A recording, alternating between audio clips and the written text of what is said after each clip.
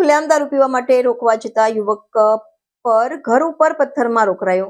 સૂત્રો પાસેથી મળતી માહિતી મુજબ ગઈકાલે લિંબાયતના કૃષ્ણનગરમાં એક ઘરમાં ઉપર પથ્થરમારો કરવામાં આવ્યો, જેના કારણે ઘરની બારીના કાચ તૂટી ગયા અને સમગ્ર વિસ્તારમાં ચકચાર મચી। આ ઘટનાને પગલે સ્થાનિક રહીશો બહુ જ ગભરાઈ ગયા હતા। ત્યારે આ પથ્થરમારાની ઘટના પાછળ ગંભીર વાત સામે આવી હતી કે જે ઘરની બહાર અસામાજિક તત્વો દારૂ પીતા હતા, તેમને આ રીતે ઘરની બહાર દારૂ પીવા માટે રોકવામાં આવ્યું, જે વાતને લઈને અસામાજિક તત્વ દ્વારા પરિવારના ઘર ઉપર પથ્થરમારો કરવામાં આવ્યો। એટલું જ નહીં, પરિવારના સભ્યોએ જણાવ્યું કે અસામાજિક તત્વ પાસે ચપ્પુ જેવા ઘાતક હથિયાર પણ હતા। મર્ડર કરવાની ધમકી આપવામાં આવી હતી। બીજી તરફ આ અસામાજિક તત્વોના ઉત્પાતને પગલે સ્થાનિક રહીશો બહુ જ ગભરાઈ ગયા। એટલું જ નહીં, આ અંગે પોલીસને પણ જાણ કરવામાં આવી, જો કે આ રીતે અસામાજિક તત્વો દ્વારા ખુલ્લેઆમ દારૂ પીવાની સાથે સાથે સ્થાનિક રહીશોને ધમકાવવામાં આવતા પોલીસની કામગીરી પર પ્રશ્નો ઉઠવા પામ્યા હતા। સુરત શહેરમાં ભારતીય જનતા પાર્ટીના નબળા અને નમાલા શાસનમાં દિન પ્રતિદિન ગુનાખોરી ઘટવાને બદલે વધી રહી છે, જે સરકાર માટે ખૂબ જ શરમજનક બાબત છે।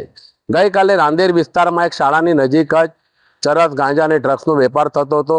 એના દ્રશ્યો સામે આવ્યા, સોશિયલ મીડિયા પર વાયરલ થયા અને ગઈ રાત્રે મોડી રાત્રે લિંબાયત વિધાનસભાનો વિસ્તાર કે જે આમ પણ ગુનાખોરી માટે ગુજરાત સરકાર દ્વારા નોટિફાઈડ જાહેર કરવામાં આવ્યો હોય કે તમામ પ્રકારની અસામાજિક પ્રવૃત્તિઓ દિન પ્રતિદિન ત્યાં અટકવાનું નામ જ નથી લેતી અને ત્યાંના સ્થાનિક ધારાસભ્ય શ્રીમતી સંગીતા પાટીલ એ કહેવાતા અમૃતકાળના ગાંધારીની ભૂમિકા ભજવતા હોય એમ આવા અસામાજિક પ્રવૃત્તિઓ કરનારા વિરુદ્ધ ક્યારેક શબ્દો ઉચ્ચારતા નથી કે એમને સીધા એમના આશીર્વાદ હોય।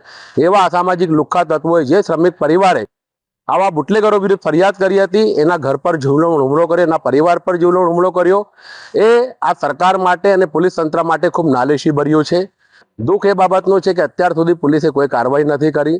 સામાન્ય પ્રજાજન એટલા માટે જ ફરિયાદ કરતા ખચકાય છે કારણ કે પોલીસ એને સુરક્ષા આપી શકતી નથી અને સરકારના એ ભેરાકાને ફરિયાદો સંભળાય છે।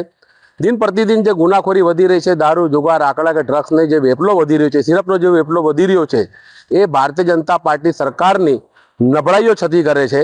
આપણે એટલી અપેક્ષા રાખીએ છીએ કે આવા અસામાજિક પ્રવૃત્તિઓની વિરુદ્ધ સરકાર અને પોલીસ તંત્ર કડકમાં કડક હાથે કાર્યવાહી કરે।